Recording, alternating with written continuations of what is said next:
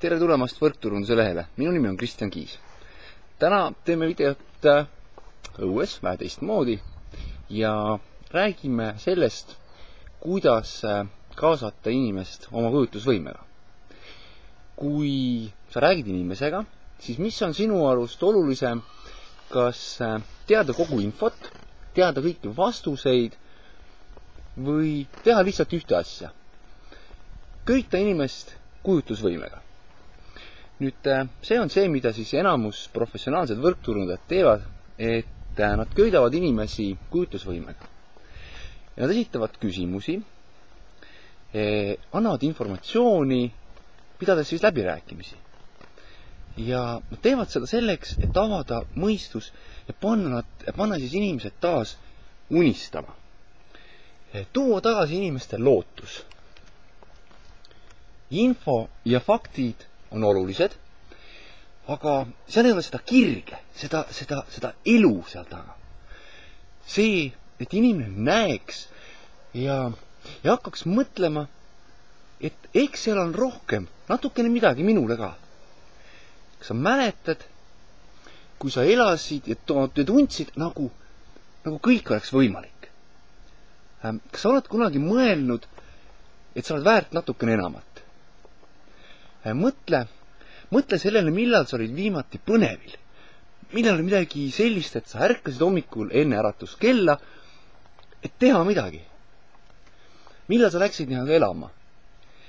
Ja kui sa räägid inimesega, siis küsi küsimusi, et milline oleks sinu elu siis, kui sul oleks vabadus?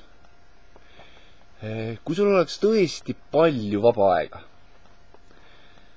Kas oleks väärt seda, kui sa pingutaksid natuke selle nimel, et tulevikus saavutada siis see vabadus?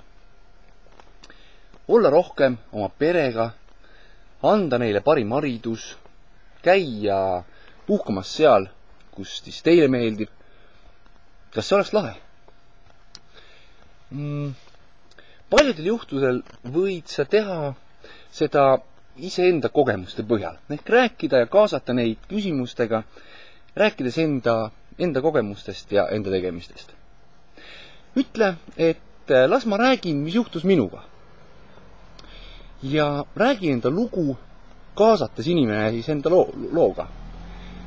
Peale seda hakkavad nemad ka ennast ette kujutama. Ja nad hakkavad ise uuesti unistama. Nad hakkavad lootma, ehk siiski on siin midagi minule ka. Esita inimesele küsimusi, et ja peale seda inimene hakkab mõtlema, et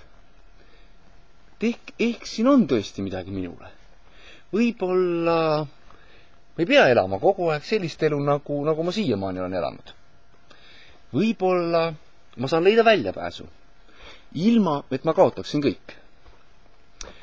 Võib-olla ma leian väljapääsu ja vabanen tulevikus tööst, mis mulle nii väga ei meeldi. Või ehk ma saan minna näiteks pikemale puhkusele. Mitte näiteks 2 nädalat, aga võib-olla 3 kuud aastas. Puhkusele siis koos oma perega ja pikaks ajaks. Wow. Milline see võiks välja näha? Ma mõtlen, kas see on võimalik? Ja siis too sisse faktid, informatsioon. Mõtle, millist sõnavara sa kasutad, kui sa inimesega räägid. Ja või sa räägid ainult faktidest ja informatsioonist. Kui ainult infost piisaks, siis ei oleks meid siia vaja.